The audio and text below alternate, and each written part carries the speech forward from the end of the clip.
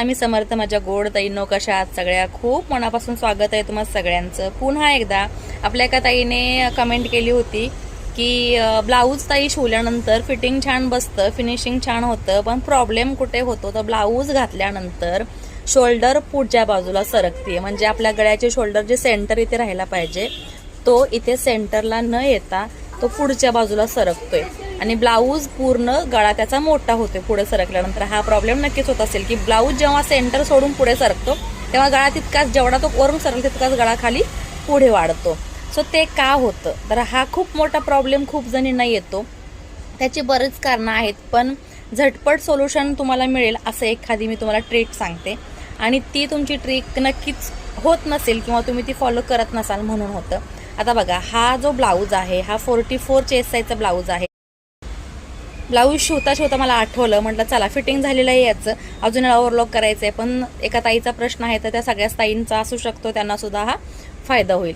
तर पहिली गोष्ट काय आहे, आता ह्या ब्लाऊजबद्दल बोलायचं म्हटलं किंवा इतर कोणत्याही ब्लाऊजबद्दल बोलायचं म्हटलं तर सेमच असू शकतं. पण जेव्हा हेवी बस्ट असेल, साईज मोठी असेल, हेवी बस्टमध्ये साईज मोठी असेल कटोरीची, तर हा प्रॉब्लेम जास्त करून होतो. म्हणजे हेल्दी फॅटी लोक असतात, हेल्दी क्लायंट असतात, त्यांना हा प्रॉब्लेम जास्त होतो. त्याचं रिझन सांगते.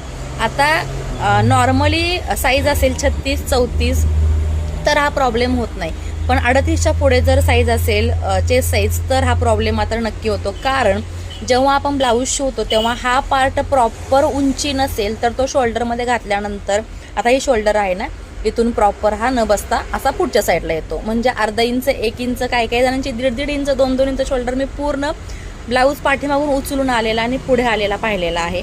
सो त्याच्यासाठी काय करायचं आहे, सगळ्यात महत्त्वाची गोष्ट, ब्लाऊज कटिंग करताना ब्लाऊजचा हा जो पफ आहे, कटोरी असो, 4 टक्स असो, प्रिन्सेस असो, हा प्रॉपर आला पाहिजे. त्यासाठी तुम्हाला सगळ्यात अगोदर तर ह्याचे साईज आहे किंवा मेजरमेंट आहे ते प्रॉपर घेणं आहे. आणि पाठीमागचा भाग आहे त्याच्यापेक्षा पुढचा भाग तुम्हाला 1 इंच वाढवून कटिंग करायचं आहे.